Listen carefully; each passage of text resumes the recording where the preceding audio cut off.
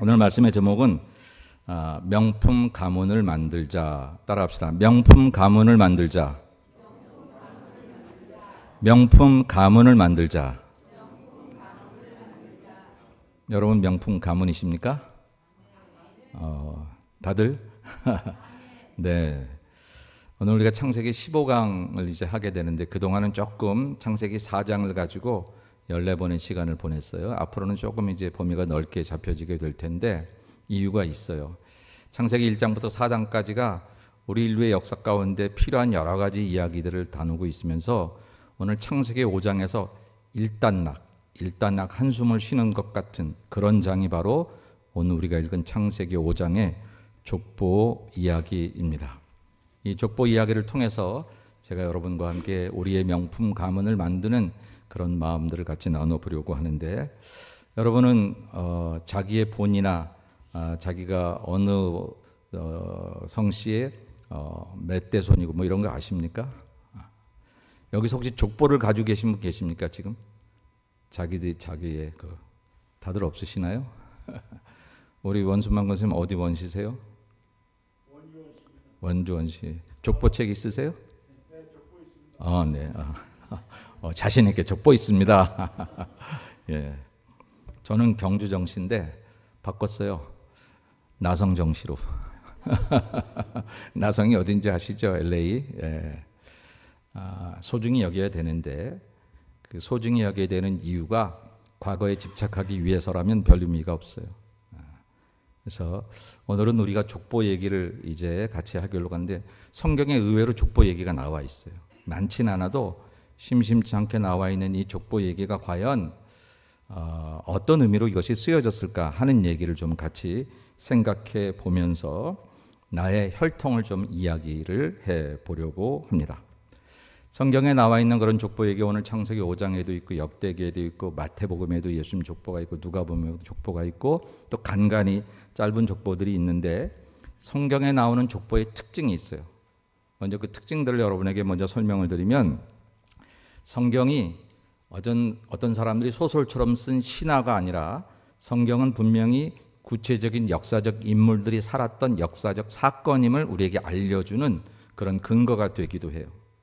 어떤 책들은 아주 옛날에 누가 살았어요 이렇게 얘기합니다. 근데 그 사람이 진짜 살았는지 안 살았는지 모르지만 어떤 교훈을 받을 수는 있지만 이게 사실일까? 그럴 수 있는데 성경은 옛날에 누가 살았다는 얘기가 아니라 구체적인 인명과 지명들을 얘기하고 있어요.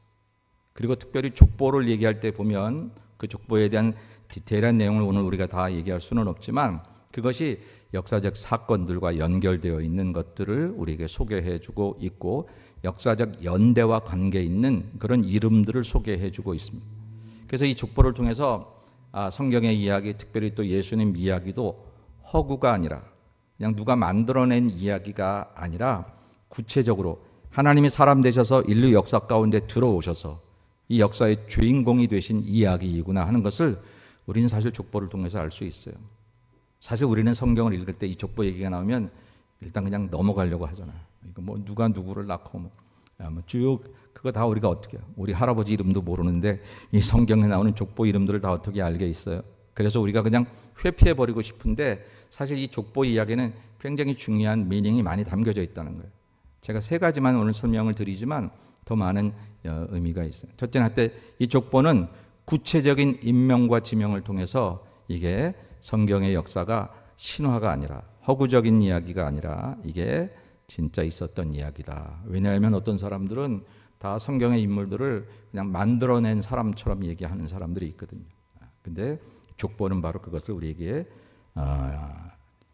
실제적인 사실이었음을 이야기해주고 있습니다. 두 번째는요, 성경 족보가 나오는 곳에서 이 성경의 그 흐름을 보면 구체적인 당시까지의 역사를 기술하고 또 새로운 역사를 시작될 때 그때 족보를 얘기해요. 제가 아까 그랬잖아요. 1장부터 4장까지 얘기하고 5장은 잠깐 쉬어가는 것처럼. 근데 쉬어간다는 의미가 다른 의미가 아니라 1장부터 4장까지 역사를 좀 마감하는 거예요. 이 족보를 통해서. 그리고 이 족보 5장 이후에 새로운 역사를 얘기하려고 하고 있다라고. 그게 오늘 본문에서 누구냐면 노아예요. 그러니까 창세기 5장에서 노아 전까지의 역사를 쭉 다시 한번 설명합니다. 근데 우리가 이미 아는 대로 노아 시대의 모든 사람들이 세상의 죄악에 관영해서 하나님께서 물로 홍수로 세상을 심판했어요. 이거 노아와 그의 가족들만을 살리셔서 새로운 리크리에이션, 재창조의 역사를 이루십니다. 그래서 처음 창조하실 때 땅에 생육하고 번성하고 충만하라, 정복하고 다스리라 라고 하셨던 그 약속이, 그 축복이 노아 시대 때 그대로 반복이 됩니다. 그대로 반복이 되고 있어요. 물론 이 조금 달라지는 게 있어요.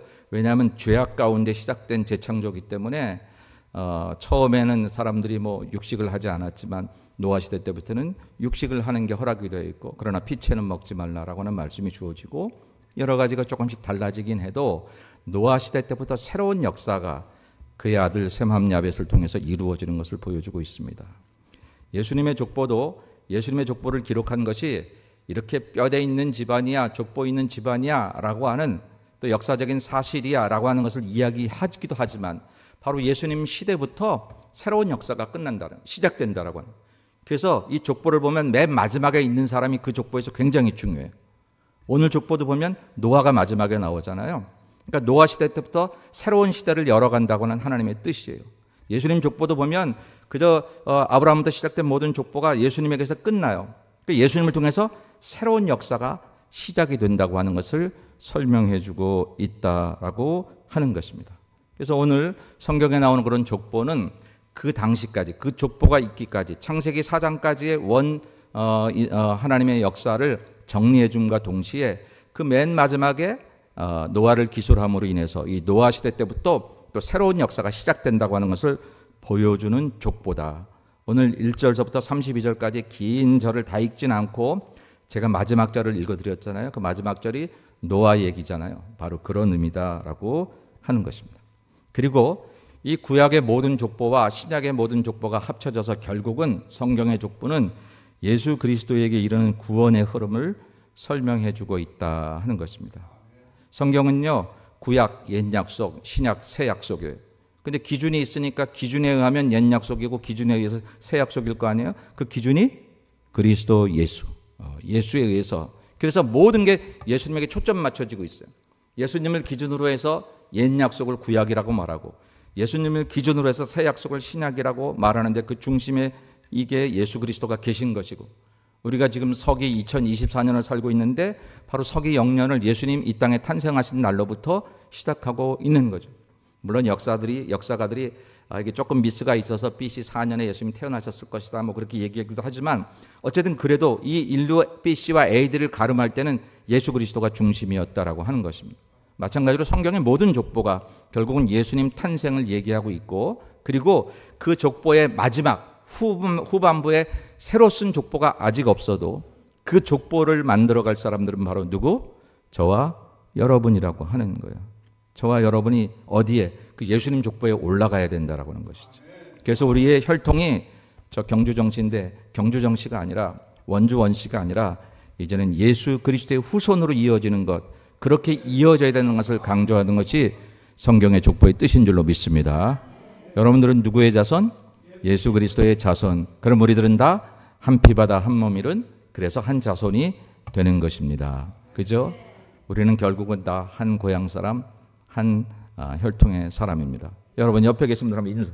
반갑습니다. 몰랐습니다. 우리 같은 예수씨네요. 이렇게 한번 인사해 보세요. 예. 다 그리스도 예수씨입니다. 우리 애들은. 네. 감사합니다. 네. 네. 됐습니다.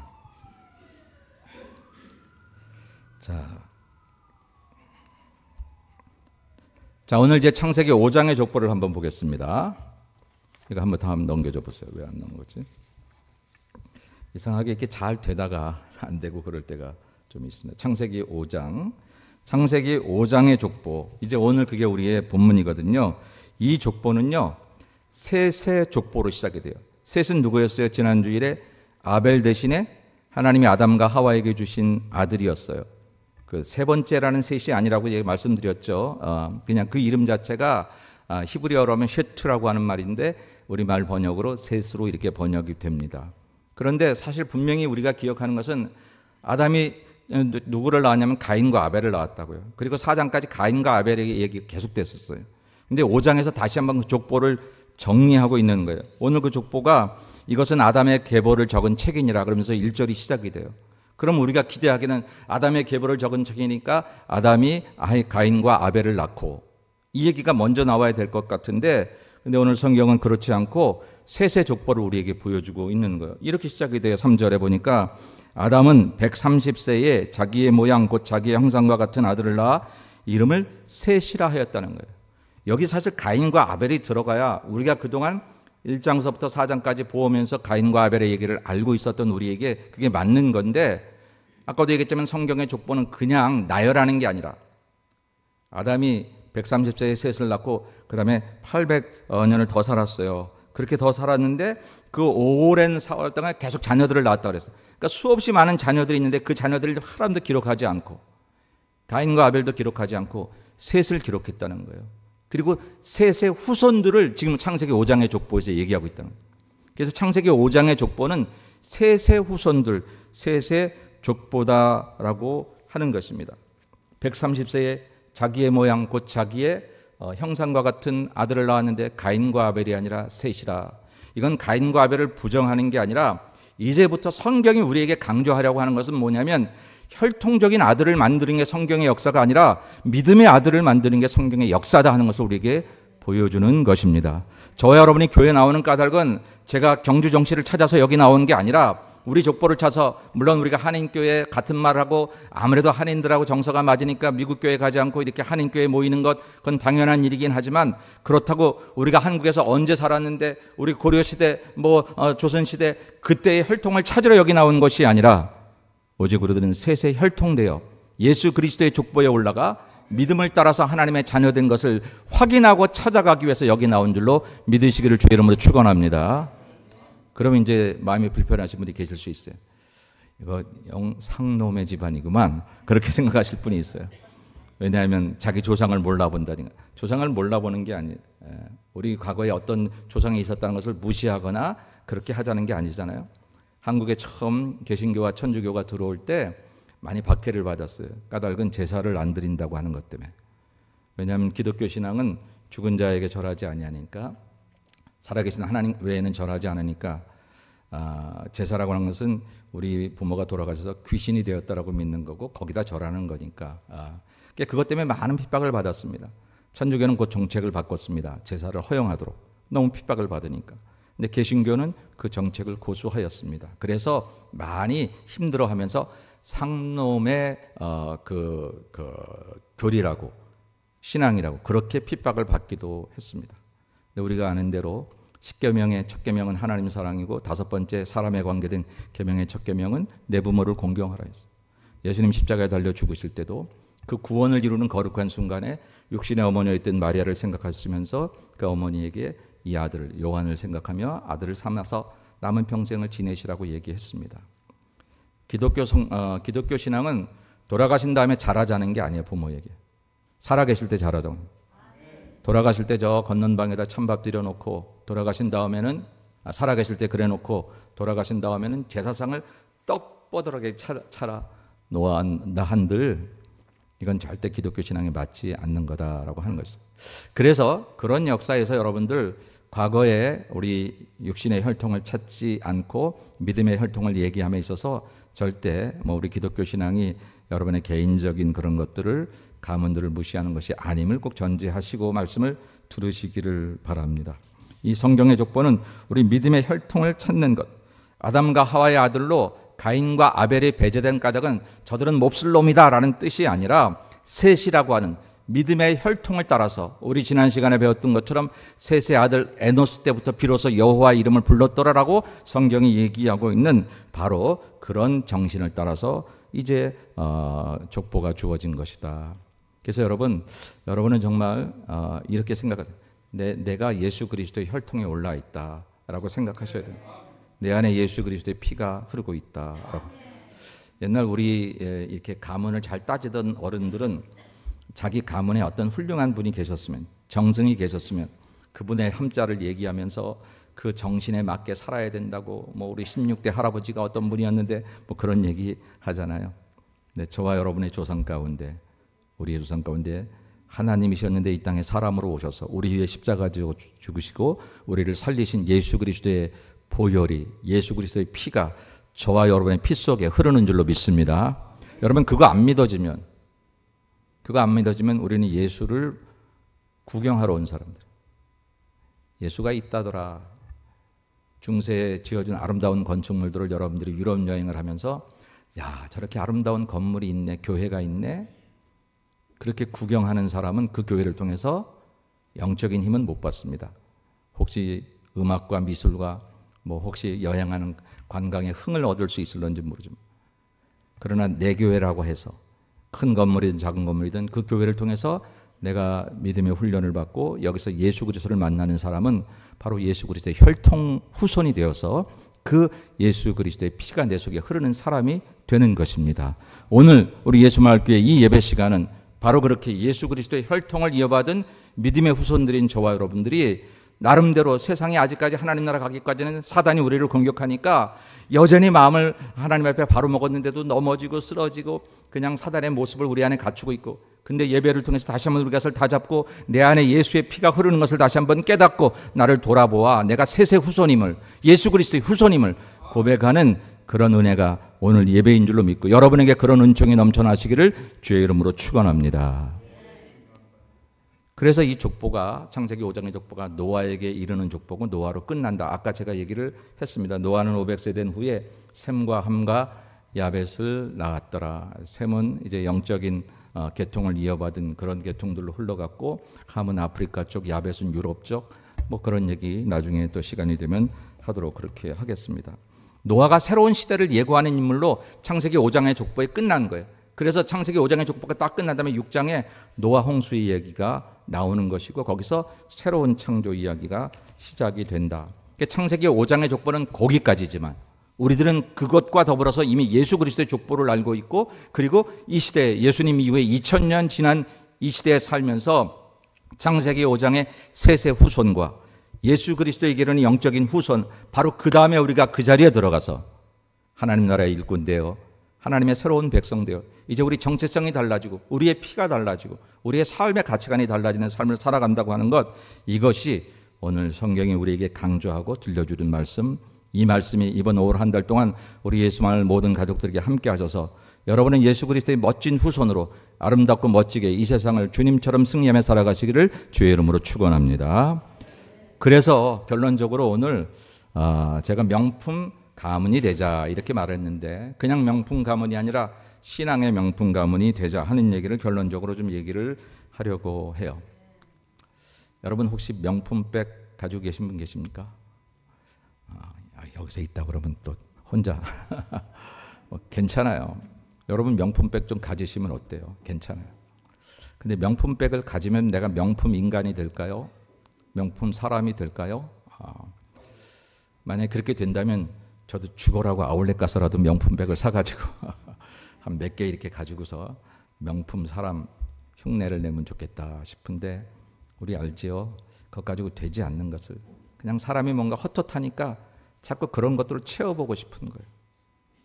세상에서 명품백을 자랑하고 명품 차를 자랑하고 그러는 사람들, 우리가 욕하려고 하는 건 아니지만 내 마음이 채워지지 않으니까 그것들로라도 채워보려고 하는 거죠. 예전에 우리나라 어느 전직 대통령의 부인께서, 영부인께서 가방을 들었는데 1000만 원짜리를 들었다. 그래서 말이 많았던 적이 있었습니다. 근데 그분은 원래 대통령 되기 전에도 재벌이었고, 누가 저에게 그 얘기를 묻길래 글쎄요, 그분에게 1000만 원이 나에게 10만 원일 수도 있는데, 만약 그렇다면 그분이 들으셔서 그걸 우리가 뭐라고 무조건 뭐라 할 건 없겠죠. 다만 그분이 그 1000만 원을 그렇게 백을 들었던 것처럼 남 도울 때 1000만 원이 부담이 되지 않게 도울 수 있고, 하나님께 드릴 때 장로님과 권사님이었으니까 하나님께 예배하고 하나님께 드릴 때에 그것 이상의 것을 드리고, 서로 좋은 일에 그렇게 쓰면서 그 돈을 쓴다면 애써 버는 돈 가지고 잠깐 그런 거 한번 들어봐도 우리가 꼭 뭐라고 할 건 없죠. 그러나 그렇지 않고 그렇게 그 가치의 명품백은 들었으나 돕는데 그 가치가 나가지 않고 하나님을 섬기는데 그 가치가 나가지 않는다면 그거는 좀 아니다. 여러분이 명품백을 듣는데 제가 시비 걸 이유는 하나도 없습니다.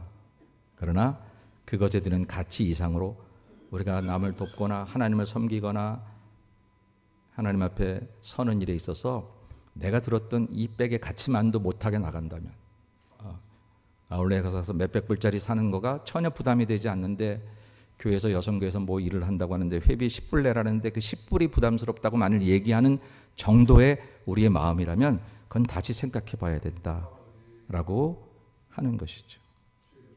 네. 그래서 여러분, 제가 신앙의 명품 가문이 되기 위해서 이런 것들을 여러분에게 요구합니다. 첫째는 믿음의 혈통을 계승하자라고 하는 거예요.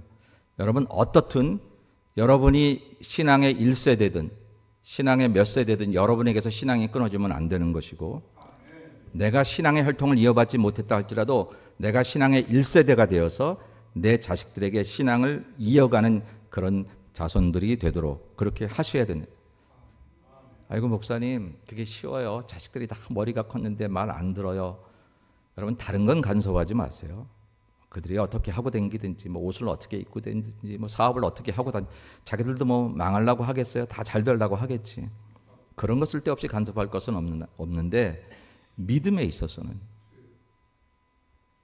하나님을 섬기는 일에 있어서는 양보하시면 안 됩니다. 자식이 만약에 여기서 이게 양잿물인데 양잿물을 먹는다 그러면 여러분 뭐라고 얘기하세요? 그래, 자유인데 뭐 네가 먹어보고 선택해라. 그러실 분이 누가 있어요? 먹으면 죽는 걸 아는데. 말 안 들어도 일단 이것을 뺏고 그릇을 깨트려 놓아서라도 못 먹게 한 다음에 설득을 하든지 원망을 듣든지 그렇게 하겠지요. 예수 안 믿고 믿음의 혈통이 주어지지 않으면 내 자식이 천국 가지 못하고 지옥 갈지 모른다고 하는 것을 안 믿어지니까 교회 안 나가도 그냥 내버려 두는 거지. 여러분, 혹시 지금 여러분의 자녀가 교회 안 나가시는 분 계시면 제가 여러분들에게 책망하기 위해서 이 말을 드리는 게 아니라 이게 그냥 넘어갈 사안이 아닌 중요한 일이라는 것을 얘기하게 드리는 거예요. 그래서 여러분들이 그것을 불편하게 들으실 이유도 없고, 그러나 꼭 깨달으시고 참에 돌아보시는 거예요. 내가 죽으면 천국 갈까 지옥 갈까? 둘 중에 하나는 분명히 가겠지? 그게 있을까? 내가 그게 확신이 없으면 내 자식에게도 그렇게 안 가르쳐요. 강조하지 않아요. 근데 누가 뭐라 해도 여러분, 믿음은 여러분들을 통해서 전수돼야 된다라고 하는 것이죠. 우리 예수마을교회는 신앙 1세대가 많았던 교회입니다.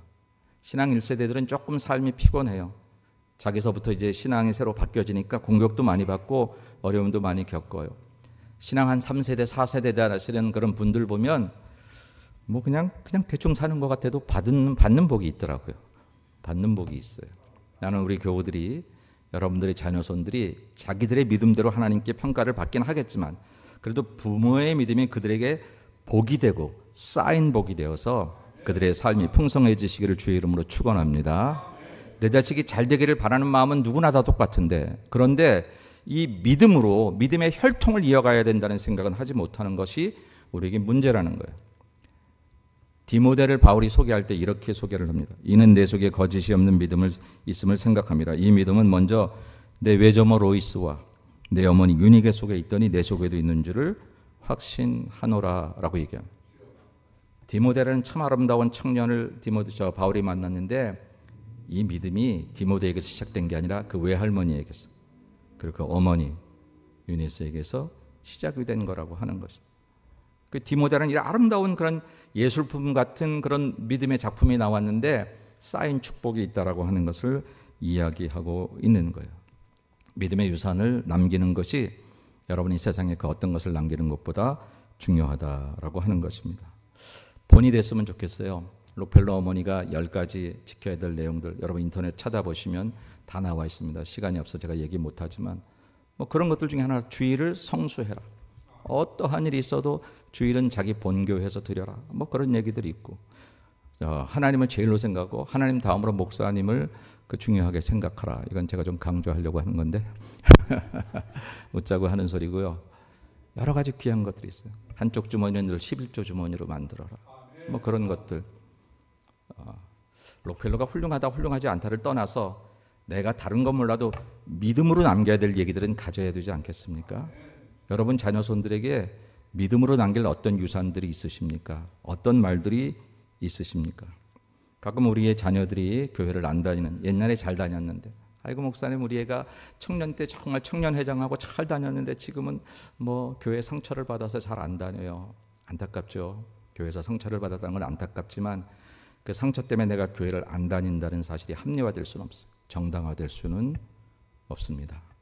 태클 걸었다고 넘어져서 태클 건 사람 타령만 하고 있으면 걸린 사람은 아무것도 못하는 거예요. 여러분 자녀들이 어떠한 이유로든지 혹시 교회 나가지 않는 부모들이 계시거든. 이게 알아요. 머리 큰 자녀들이 말로 해서 안 들을 것.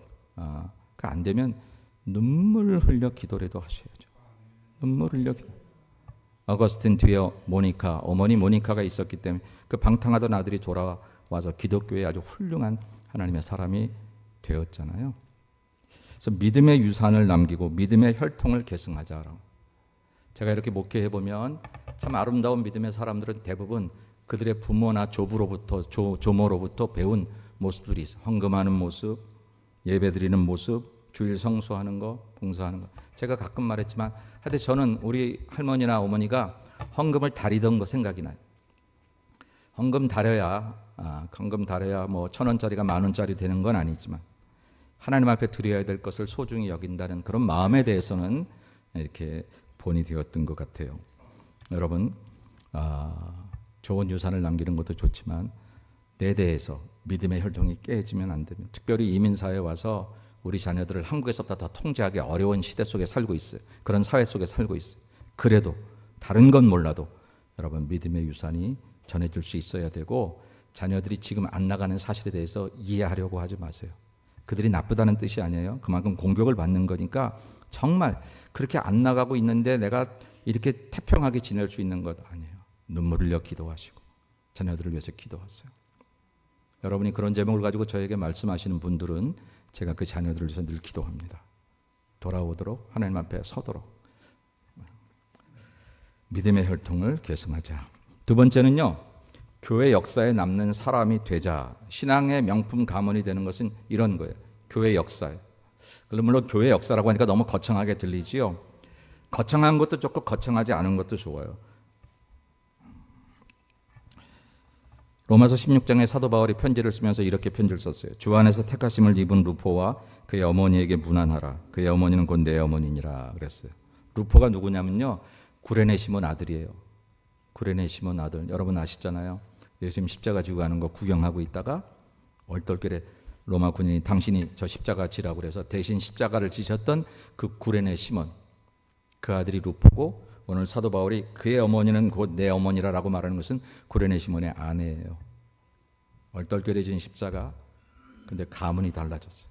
가문이 초대교회 역사의 중요한 인물들이. 바울에게 편지를 쓰면서 그 사람이라고 얘기하면 초대교회 교인들이 다 알아들을 만큼 유명한 믿음의 사람이 됐다라고 하는 것입니다.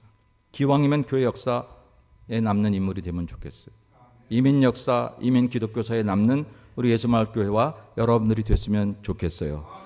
물론 이 말은 그렇게 아주 대단하게 유명한 사람들만 되라고 하는 것이 아니라 여러분 교회를 다니면서 그 교회에 중요한 인물로 살아가는 사람이 된다라고 하는 그런 말인 것을 여러분 꼭 기억하시고 예수마을교회 여러분 모두가 구경꾼이 아니라 주인공들이 되시기를 주의 이름으로 축원합니다. 교회 주보에 자꾸 이름이 나오고요. 교회가 어떤 일을 할 때 자꾸 여러분들의 이름이 들어가고요. 그저 집사님, 권사님 도대체 왜 안 나와요? 나와야지요. 목사에게 그런 소리를 듣는 것이 여러분도 불편할 뿐더러 목사도 별로 즐겁지 않고 그리고 그것이 우리의 정체성에 있어서 너무 부끄러운 일이라고 하는 것이죠. 하나님 앞에서 이 역사의 주인공으로 사셔서 하나님의 교회를 허락해 주셔서 그래서 내가 내 이름을 여기 교적에 담갔는데 그런데 이 역사의 주인공처럼 살지 않고 주변인처럼 구경꾼처럼 사는 것은 좋은 일이 아니다. 여러분, 여러분의 이름이 세상 어딘가에 다 들어가 있죠. 취미 클럽에도 여러분들의 이름이 들어가서 어떤 분은 그 취미 클럽에서 대장 같은 역할을 할런지 모릅니다. 리더가 될런지 몰라요. 그 사람을 통해서 그 취미 클럽이 잘 운영될 수 있어요. 괜찮아요. 기왕이면 그런 것도 잘 하시면 좋겠죠. 그러나 그렇게 하는데 하나님의 교회에서 하나님의 역사에서 소외된 인물이 되는 거 결코 자랑이 아닙니다. 여러분 결코 그렇게 살지 않았으면 좋겠어요. 우리 예수마을교회가 지금 20년을 지나서 21년으로 향해 나가는데 한 30년쯤 되면은 그때는 제가 은퇴할래나? 그런데 교회 역사책을 하나 써야 되겠죠? 그때 나는 여기 계신 여러분들의 이름이 아무개 권사가, 아무개 집사가 이렇게 교회를 위해 헌신하였더라. 성가대 멤버를 적으면 거기에 쫙 있고, 교회 봉사, 섬김과 선교와 이런 것을 할 때 여러분들의 이름이 하늘나라 생명록에 기록된 것처럼 그렇게 아름답게 남는 이름들이 되기를 주님의 이름으로 간절히 축원합니다. 마지막으로 이렇게 교회 안에서 훌륭한 믿음의 혈통을 가진 사람들이 기왕이면 세상에서도 본이 되는 사람들이 되면 좋겠다라고. 왜냐하면 예수님께서 너희는 교회의 빛과 소금이 되라고 말씀하지 않으시고 세상의 빛과 소금이 되라고 말씀하셨으니까. 그러니까 우리가 그리스도의 향기가 되어서 세상에게 아름다운 빛을 비춰야 돼요. 우리 여기 올 때 한인타운에 우리 예수말교가 더 깊숙이 들어와서, 그래서 우리 교회를 통해서 이 지역을 깨우자는 그런 기도 제목을 제가 여러분들과 같이 쉐어하고 그리고 나누고 들어왔어요. 안 믿는 사람에게도 본이 돼야, 그래야 전도하기도 좋잖아요. 안 믿는 사람에게는 다 정말로 안 좋은 모습만 보이고 예수 이름 전하고 전도할 때만 예수님 믿으세요 이렇게 말하면 그들에게 본이 되겠어요? 세상에 큰 성공하지 않아도 믿음의 혈통을 가지고 살면 일단 그건 된 거예요. 그런데 더 유익하려면 세상에도 본이 되면 좋겠다라고 하는 거. 미국의 대부흥운동을 일으켰던 조나단 에드워즈라고 하는 그런 아주 유명한 무디 목사님과 같은 그런 부흥, 그분보다 더 먼저 되신 분이 계세요. 조나단 에드워즈. 그의 후손 1,400명을 조사해 보니까 14명의 대학 총장, 100명 이상의 목회자, 100명 이상의 법관과 판사, 60명 이상의 의사, 70명 이상의 작가와 언론인, 60명의 교수, 3명의 상원의원, 1명의 부통령, 25명의 군 고급 간부가 배출되었다. 이 결과 때문에 조나단 웨저를 칭찬하는 건 아니에요. 그냥 그분의 믿음이 너무 귀했어요. 그것만으로 좋게요. 근데 그 결과를 보니까 또 세상적으로도 이렇게 본이 되는 열매를 하나님이 주시더라라고 하는 것입니다. 여러분이 하나님의 교회에서 충성스러운 인물이 되고 믿음 생활을 잘하자. 이런 자식들이 꼭 있어야만 내가 예수를 잘 믿는 것은 아니지만 잘 믿다 보니까 하나님의 우리의 가문 대대손손이 복을 주셔서 우리 자손들에게 세상 사람에게도 어필할 수 있는 좋은 그런 인물들이 나와서 복을 받는다고 하는 것, 그건 참 귀한 일이다라고 하는 것이죠. 시간이 많이 지났네요. 말씀을 마치도록 하겠습니다. 사랑하는 여러분, 우리 한번 명품 가문을 만들자고요. 인생 한 번 왔다 가는 건데 내 이름이 남는 것은 결국 족보에 남거든요. 근데 우리 할아버지가, 우리 아버지가 참 잘 믿으셨어. 난 우리 아버지가 늘 기도하던 모습, 우리 어머니가 밥 지으면서 늘 찬송하던 그 찬송, 내가 기억하려고 한 것도 아닌데 늘 밥 지을 때 듣는 찬송이 나는 천사의 소리 같았지라고 하는 이야기들을 우리 후손들에게 들을 수 있다면 그건 정말 잘 사시는 거예요. 정말 잘 사시는 거예요. 아름다운 믿음의 명품 가문을 만들어서 예수말교에 속한 모든 가정들, 지금 형편이 어떠하든지 거기에 하나님의 놀라운 계획을 제한하지 마세요. 아이 목사님 좋은 얘기인데 나는 이미 알잖아요. 깨졌잖아요. 상했잖아요. 어렵잖아요. 형편이 안 되잖아요. 그건 여러분 사람 생각이고, 오늘 제단을 통해서 말씀을 주실 때는 하나님께서 이렇게 너희들에게 이루시겠다고 약속하시는 거거든요. 믿음으로 순종하고 하나님의 놀라운 비전과 계획을 나의 믿음 없이로 제한하지 말고 믿음으로 아멘하고 순종해서 여러분들이 신앙의 아름다운 1세대가 되고 축복의 1세대가 되어서 여러분 자녀손들에게 하나님의 놀라운 은혜와 하나님의 놀라운 축복을 전달하는 그런 명품 신앙의 가문들이 다 되시기를 주님의 이름으로 간절히 축원합니다. 기도하겠습니다. 우리가 함께 기도할 때 하나님, 나를 통해 아버지 믿음의 혈통이 내 자녀손들에게 전달되게 도와주옵소서. 아직까지 내 부모가 믿지 않으신 분들은 하늘나라 가시기 전 아버지의 목숨 다하기 전에 하늘나라 갈 수 있는 믿음을 허락해 주옵소서. 우리 다 같이 가정을 위해서 다 같이 통성으로 잠깐 기도하겠습니다. 주여, 거룩하신 아버지 하나님 은혜를 감사합니다. 사랑하는 모든 자녀들, 우리 예수말 모든 성도들, 신앙의 명품 가정들이 되기를 원합니다. 믿음의 혈통이 이어지는 가정들이 되게 도와주시옵소서. 아버지 신앙의 언저리 잊지 말고 신앙의 주인공들이 되게 하셔서 교회 역사에 중요한 인물도 나게 도와주시옵시고, 우리 예수말 교회에서 아버지 중요한 그런 사람들로 늘 아버지 섬길 수 있게 도와주시옵기를 아버지 하나님의 간절히 빌고 소원합니다. 믿음의 가문들로 살아가는 모든 자녀손들에게 복을 주셔서 이왕이면 세상에서도 본이 되는 삶이 되게 도와주시옵시고, 아버지 앞에 영광을 돌릴 수 있는 그런 복된 인생들이 될 수 있도록 하나님 역사해 주시옵기 원합니다. 우리 모두 예수님 모시고 아버지 복되고 아름다운 가정을 이루어가는 아버지 예수마을 임마누엘 나는 가정 되게 도와주셔서 우리 예수마을 모든 가정들 축복하오니 하나님 놀라운 역사로 함께 하시고 인도하여 주시옵소서. 주님 믿습니다. 하나님 감사합니다. 아름다운 신앙의 명품 가정 되어서 우리 가정들을 통해서 예수 그리스도의 보혈이 늘 흘러가게 도와 주시옵시고, 우리 예수마을교회를 통해서 이 LA 지역과 이 미국의 아버지 하나님의 복된 믿음의 가정들이 전파될 수 있도록 은총 베풀어 주옵소서. 예수님의 이름으로 기도 올리옵나이다. 아멘.